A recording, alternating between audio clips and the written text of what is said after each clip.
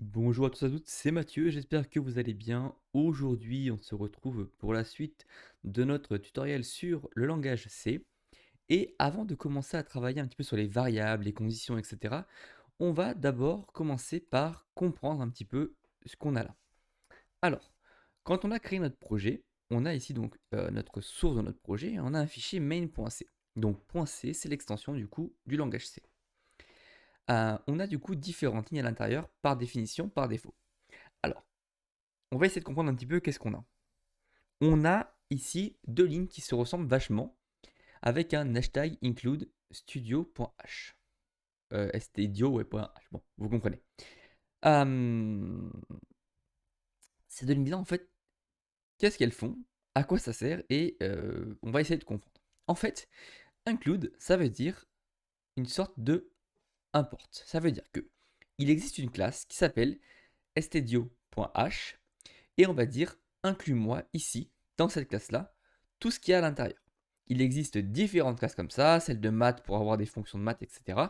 Et en fait, on va demander d'inclure du coup des fichiers à cet endroit-là. Ça veut dire que quand on va exécuter notre code, il va d'abord lire ça, il va inclure en fait toutes les fonctions qu'il y a dans cette classe-là ici. Comme ça, on pourra les réutiliser. Par exemple, ici, on voit qu'on utilise une fonction qui s'appelle printf. Eh bien, elle est include de quelque part. Et donc, du coup, on l'a récupérée pour pouvoir l'utiliser. Parce qu'on ne va pas s'embêter à créer une fonction si elle existe. Voilà. Par exemple, si on voudrait créer une classe avec des choses qu'on utilise par exemple régulièrement, ben, au lieu d'à chaque fois de copier-coller la même chose, surtout que si en plus notre classe, on ne va pas copier-coller la fonction dans toutes les classes qu'on veut utiliser. Donc on va créer un endroit où on va la stocker et après on va la réutiliser partout. Comme ça, si on veut faire une correction un jour dessus, ben, on pourra. Ça évitera de devoir aller dans tous les fichiers, retrouver où on l'a utilisé et faire la correction sur cette même fonction. Donc ici, on inclut des classes. Ici, c'est une fonction. C'est la fonction main. C'est la fonction qui est appelée lorsqu'on exécute un programme, comme vous le voyez ici.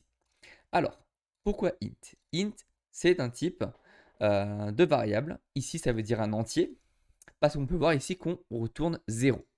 En fait, la fonction ici, qui s'apparente par deux accolades comme ceci, hein, donc le nom de la fonction, la parenthèse.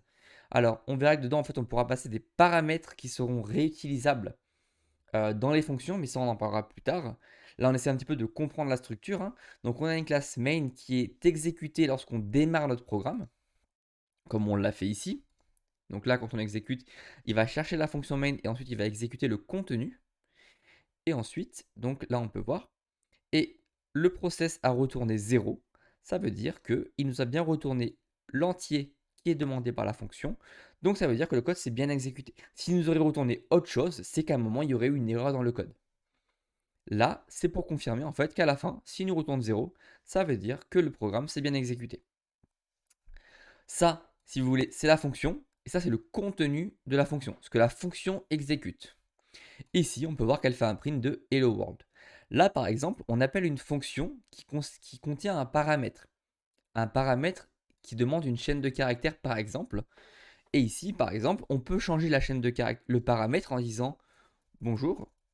Et donc, du coup, la fonction, elle dit tu dois m'afficher en fait dans la console le paramètre que tu auras passé. Ici, il y a un paramètre. Donc, le premier paramètre, tu le passes en console. Si ici, je relance ma console, on peut voir qu'il nous a. Alors, hop, on va juste sauvegarder. Tac.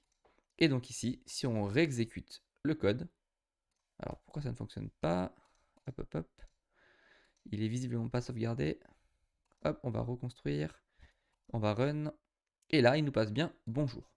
Donc pensez toujours à reconstruire votre code avant de, ici, de reconstruire, rebuild, en fait, hein, recompiler avant de lancer l'exécution. Donc ici, il nous passe bien bonjour. Donc en fait, on a changé le paramètre. Ça veut dire qu'il existe une fonction qui prend en paramètre ici une chaîne de caractères, un nombre, etc., quoi que ce soit, en fait, un objet, et qui l'affiche dans la console. Cette fonction s'appelle printf, ce qu'on a fait ici. On l'a appelé, on l'a demandé, en fait, et on lui a passé comme un argument bonjour. Voilà, maintenant on va pouvoir passer à l'étape de la préparation, hein. Du coup, on va pouvoir passer un petit peu aux variables et on va commencer à comprendre un petit peu qu'est-ce qu'une variable, comment les utiliser, et cetera, et cetera. Je vous dis donc à la prochaine pour la suite de cette série et puis, n'hésitez pas à vous abonner et à rejoindre le Discord qui est en commentaire.